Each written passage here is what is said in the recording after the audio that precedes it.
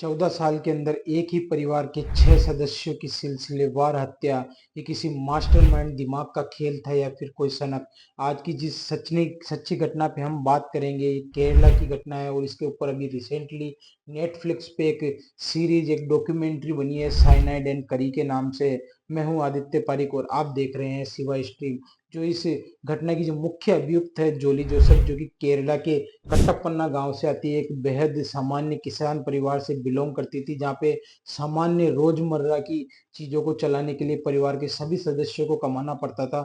और जोली इन सबसे नाखुश थी। वो शुरू से ही एक लग्जरी लाइफ जीना चाहती थी और वो चाहती थी कि मेरी शादी एक संपन्न परिवार में होए। और दूसरी तरफ जो इस कहानी के अंदर जो एक टॉम थॉमस का परिवार था, ये केरला के कूड़ा था, एक गांव से आता था, एक काफी संपन्न परिवार था। जो परिवार के मुखिया थे टॉम थॉमस, ये एक सरकारी महकमे के अंदर एज ए क्लर्क की जॉब करते थे। और इनकी पत्नी जो थी अनम्मा थॉमस, ये एक सरकारी अध्यापक थी। चूंकि एक संपन्न परिवार था तो गांव के अंदर इनकी काफी रेस्पेक्ट थी। तो टॉम थॉमस थे, इनके दो बेटे थे, रोजो थॉमस और रॉय थॉमस। रॉय थॉमस इनके बड़े बेटे थे। कॉलेज के अंदर रॉय थॉमस की मुलाकात जोली जोसेफ से होती है और धीरे धीरे ये मुलाकात प्यार में तब्दील होती है। और एक दिन जो ये रॉय थॉमस है घर पे आके जोली जोसेफ के बारे में बताते हैं और वो कहते हैं कि मैं जोली जोसेफ नाम की जो लड़की है इससे शादी करना चाहता हूँ। ये जोली जोसेफ जो है, ये टॉम थॉमस के दूर के रिश्ते में रिश्तेदार लगती थी। टॉम थॉमस इनके परिवार की आर्थिक स्थिति जानते थे तो वो इस शादी से नाखुश थे। लेकिन रॉय थॉमस की जिद के ऊपर सन 1997 के अंदर जोली और रॉय की एक बेहद धूमधाम से शादी होती है।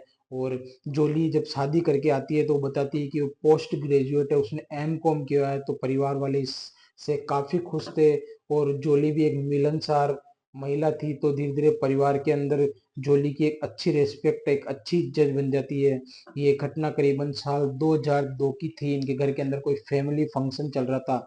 तो जो रॉय की माँ है अनम्मा थॉमस, इन्हें अचानक सांस लेने में दिक्कत होती है। परिवार वाले इन्हें जब हॉस्पिटल ले जाते हैं तो वहाँ इनकी मौत हो जाती है। और परिवार वाले इसे एक नेचुरल डेथ, एक हार्ट अटैक समझ के परिवार वाले जो अनम्मा थॉमस है उनका पोस्टमार्टम नहीं करवाते हैं और उनका फ्यूनरल कर दिया जाता है। परिवार इस घटना से काफी टूट चुका था। लेकिन चीजें धीरे धीरे सामान्य हो जाती है। और सन 2008 की बात थी, जो अनम्मा थॉमस की डेथ एनिवर्सरी थी 22 अगस्त, उससे करीब 6 दिन बाद 26 अगस्त की घटना है। जो परिवार के मुखिया थे टॉम थॉमस, इनकी भी अचानक उसी तरीके से सांस लेने में इन्हें दिक्कत होती है। जब परिवार वाले इन्हें हॉस्पिटल ले जाते हैं तो वहाँ जो टॉम थॉमस है इनकी भी मौत हो जाती है। इस तरह से ये परिवार के अंदर दूसरी मौत थी। परिवार वाले इस बार भी इसे एक नेचुरल डेथ मानते हैं। पर जो ये जो टॉम थॉमस है, इनके एक भाई थे मैथ्यू मंजरडिल, वो इस बार टॉम थॉमस का पोस्टमार्टम करवाने की बोलते हैं। पर जो परिवार है वाले हैं वो इससे आनाकानी करते हैं और उसे एक नेचुरल डेथ मान के इनका पोस्टमार्टम नहीं करवाते हैं और इनका भी फ्यूनरल कर दिया जाता है। उसके बाद करीब ये 2011 की घटना थी। जो जोली जोसेफ के जो पति थे, ये जो रॉय थॉमस थे, बेरोजगार थे और ये पूर्णतः अपनी जो जो भी रोजमर्रा का जीवन या हर तरह से अपने पिता टॉम थॉमस के ऊपर निर्भर थे। ये कुछ कमाते नहीं थे। अचानक ये 2011 की बात होगी, जो रॉय थॉमस है इनका शव बाथरूम के अंदर मिलता है। इस बार पुलिस तफ्तीश करने आती है, एक एफआईआर लॉन्च होती है और जो रॉय थॉमस है इनका पोस्टमार्टम किया जाता है। और पोस्टमार्टम के अंदर इनके शरीर में साइनाइड के अंश पाए जाते हैं। पर जब पुलिस की आगामी तफ्तीश के अंदर ये चीज आती है, जोली बताती है कि जो रॉय है ये आर्थिक तंगी से गुजर रहे थे और ये काफी शराब का सेवन करते थे। तो इस वजह से हो सकता है कि इन्होंने साइनाइड पी लिया और आत्महत्या कर ली हो। पुलिस इस तरीके से ये जो घटना है इसे ज्यादा सीरियस नहीं लेती है और इस केस को यहीं रफा दफा कर देती है। और इस बार भी जो जो रॉय थॉमस है इनका फ्यूनरल कर दिया जाता है। उसके बाद करीब 2014 की बात थी। जो जोली के अंकल जो थे, रॉय के अंकल मैथ्यू मंजार्डिल, इनकी भी 2014 के अंदर मौत हो जाती है। और इस बार ये परिवार के अंदर चौथी सिलसिलेवार मौत थी। इस बार गांव में काफी बातें बनती है कि हो सकता है कि इस परिवार के ऊपर किसी बुरी आत्मा का साया हो या इस परिवार के ऊपर किसी बुरी चीज का साया हो। इस वजह से इस परिवार के अंदर ये मौतें होती जाती है। फिर उसी साल 2014 के अंदर जो रॉय के अंकल थे, उनके एक बेटे थे सोजू थॉमस, इनकी बेटी थी 2 साल की बेटी अल्फाइन। उसकी भी दम घुटने से मौत हो जाती है और इस तरह से परिवार के अंदर पांचवी मौत थी। इस बार भी जो परिवार वाले हैं इस चीज को सीरियस नहीं लेते हैं और उसके तकरीबन 2 साल बाद 2016 के अंदर जो साजू थॉमस थे, इनकी पत्नी थी, इनकी पत्नी की भी सीली, जो इनकी पत्नी का नाम था, उसकी भी मौत हो जाती है। और 2000 उसी साल ये जो जोली है, ये साजू जो इसके रॉय के अंकल का लड़का था, उससे जोली शादी कर लेती है और सब चीजें सामान्य चल रही होती है। पर जो इसका रॉय थॉमस का एक छोटा भाई था, रोजो थॉमस, ये अमेरिका के अंदर जॉब करता था। तो वो इन सब चीजों से उसे कहीं ना कहीं डाउट था कि ये जो परिवार के अंदर 6 हत्याएं हुई है, इनके पीछे जो 6 मौतें हुए हैं, इनके पीछे किसी न किसी मास्टरमाइंड दिमाग का खेल है और ये कोई मौत नेचुरल मौत नहीं है, ये सोची समझी साजिश है।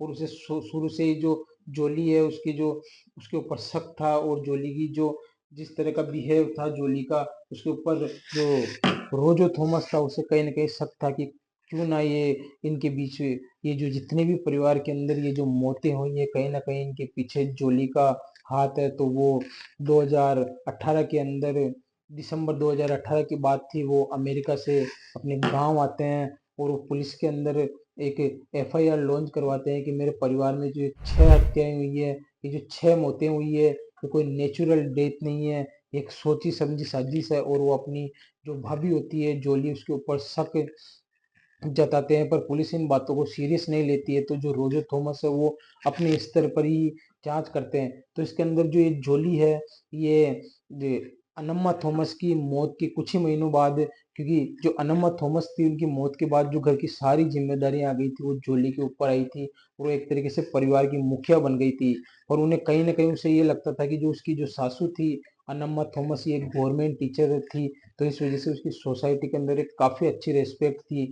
तो उसने भी अपनी सोसाइटी, अपने परिवार में बताया कि जो एनआईटी कैलिकट है उसके अंदर उसकी as a guest lecturer job लग गई है और हो सकता है कि वो इन फ्यूचर परमानेंट हो जाए और इस तरीके से उससे काफी फर्क पड़ता है और जूली की एक सोसाइटी के अंदर अच्छी रेस्पेक्ट बढ़ती है। तो जो ये रोजो थॉमस है, सबसे पहले ये एनआईटी कैलिकट में जाते हैं और वहाँ जो अपनी ये जो उनकी भाभी थी जोली, इसके बारे में वहाँ जानकारी करते हैं कि इस नाम से कोई यहाँ पे लेक्चर आ रहा है। तो जब वो एनआईटी के अंदर जाते हैं तो उन्हें मालूम पड़ता है कि इस नाम से यहाँ पे कोई जॉब नहीं करती है जोली जोसफ के नाम से। और जो जोली जोसफ का जो आईडी कार्ड है, वो आईडी कार्ड भी वो एनआईटी के अंदर दिखाते हैं। तो वहां से मालूम पड़ता है कि एनआईटी ने इस तरह का कोई आईडी कार्ड जो जारी नहीं किया है, ये एक फर्जी आईडी कार्ड है।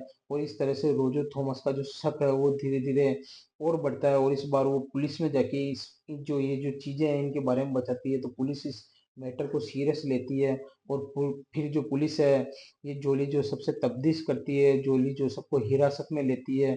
और फिर जो जिस तरीके से जोली जोसफ इन 6 जो परिवार के अंदर मौत हुई थी, इनकी जिम्मेदारी अपने ऊपर लेती है।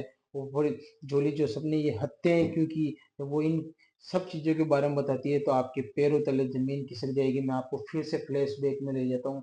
ये जो सन 2002 के अंदर जो फर्स्ट जो अनम्मा थॉमस की मौत हुई थी, इनके घर के अंदर एक फैमिली फंक्शन चल रहा था और ये अनम्मा थॉमस मटन सूप पी रही थी और ये मटन सूप भी इसे जोली ने सर्व किया था।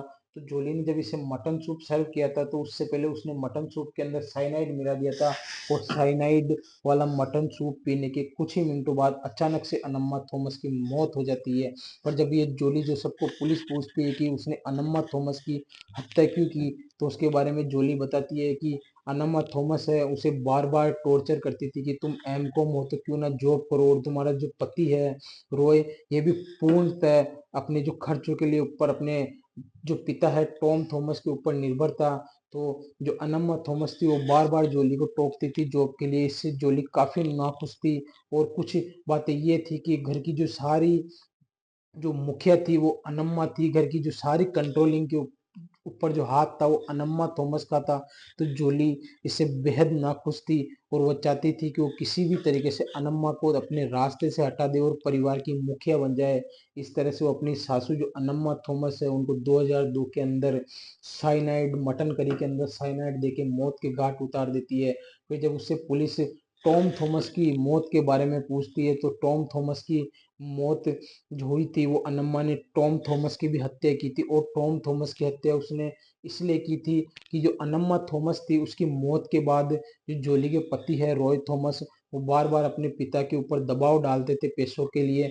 तो अपनी जो टॉम थॉमस थे उन्होंने अपनी जमीन में से 2 एकड़ जमीन बेच के जो पैसा आया था वो रॉय थॉमस को दे दिया था और पूरे परिवार में ऐलान कर दिया था कि अब के बाद जो बची हुई संपत्ति है उसके अंदर रॉय थॉमस का कोई हिस्सा नहीं होगा। जूली से बेहद नाखुश थी और वो अपने परिवार की और प्रॉपर्टी भी लेना चाहती थी।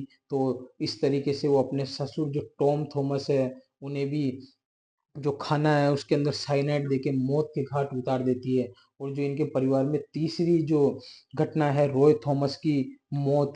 रॉय थॉमस जो बाथरूम में के अंदर उनका शव मिला था उसको भी जोली ही चाय के अंदर साइनाइड मिला के देती है और वो साइनाइड इसलिए मिला के देती है क्योंकि रॉय थॉमस बेरोजगार था और वो काफी शराब पीता था। वो जोली के साथ मारपीट भी करता था। इस वजह से जोली उसे अपने रास्ते से हटाना चाहती थी और 2011 के अंदर अपने ही पति को उसने चाय के अंदर साइनाइड देके मौत के घाट उतार दिया। और जो परिवार के अंदर चौथी जो घटना थी जो रॉय थॉमस के अंकल की जो मौत हुई थी वो अंकल की मौत जोली ने इसलिए करी थी कि जो मैथ्यू मंजाइडेल उनके अंकल थे वो बार बार जो अनम्मा थॉमस टॉम थॉमस और रॉय थॉमस की जब मौत हुई थी तो बार बार पोस्टमार्टम के लिए बोलते थे। और जोली को कहीं ना कहीं ये एक डर था कि अगर इनका पोस्टमार्टम हुआ और उसके अंदर अगर साइनाइड की जो बात आई तो उसकी पोल खुल जाएगी। और इसी तरीके से वो अंकल से नाखुश थी और उन्होंने एक बार उन्हें नाश्ता सर्व किया उनके घर पे जाके नाश्ता दे के आई और उसने अपने जो रॉय के अंकल थे मैथ्यू मंजरडिल इनको भी मौत के घाट उतार दिया। और फिर जब पांचवी जो 2 साल की बच्ची अल्फाइन की मौत के बारे में जब जोली से पूछा जाता है कि तूने अल्फाइन को क्यों मारा तो उसके पीछे वो बताती है कि जब वो रॉय की मौत के बाद जो रॉय के जो चचेरा भाई था सोजू थॉमस उससे वो प्यार कर रही थी और वो चाहती थी कि सोजू थॉमस से वो शादी कर ले। पर शादी के बीच में सोजू की एक बेटी और जो सोजू की पत्नी थी वो रास्ते के अंदर बीच में आ रही थी। तो सबसे पहले तो उसने जो सोजू की 2 साल की बच्ची है उसे गला घोट के उसको उसकी हत्या कर दी। और उसके तकरीबन 2 साल बाद सोजू की जो पत्नी थी सिली उसको भी जो नाश्ते के अंदर साइनाइड देके मौत के घाट उतार दिया। इस तरह से जोली ने परिवार के 6 लोगों को मौत के घाट उतारा। पुलिस की तफ्तीश आगे बढ़ी और जो 6 शव थे उन्हें वापस कब्रिस्तान से निकाला गया। और जब उन्हें फोरेंसिक जांच के ऊपर भेजा और काफी जो फोरेंसिक की जो एक्सपर्ट टीम थी उसकी पुलिस ने मदद ली उन्हीं 6 ही शव के अंदर साइनाइड की पुष्टि हुई। और इस तरह से जोली ने अपने निजी स्वार्थ के लिए परिवार के 6 सदस्यों की हत्या कर दी। और अभी इस समय जोली जेल के अंदर है। और आपको हमारा वीडियो अच्छा लगा तो इसे लाइक एंड सब्सक्राइब करें।